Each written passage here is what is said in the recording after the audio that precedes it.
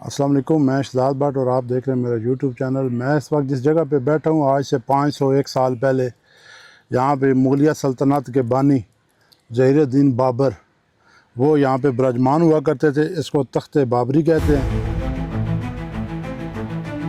तो यही वो जगह है जिस वजह से मुग़ल शहंशाहों के बानी ज़हीरुद्दीन बाबर यहाँ पे रुके थे, और ये बाग सफ़ा जो लगा है उसकी वजह भी यही है। और यहाँ पे ये जिस पत्थर पे मैं खड़ा हूँ, इस पत्थर को उस वक्त जो फ़ौजी थे साथ, उन्होंने ये तराश कर तो अपने बादशाह के लिए ये तख्त बनाया था। नहर बनाकर बाग में लेके गए हैं। बाग सारा इसी से सराब होता था।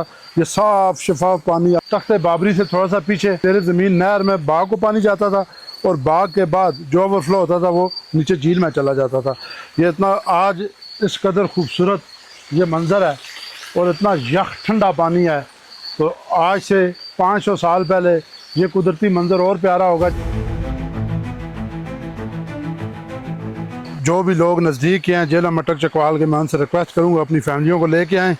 ये बहुत खूबसूरत पॉइंट है और एक ही जगह पे 4-5 पॉइंट इकट्ठे हैं।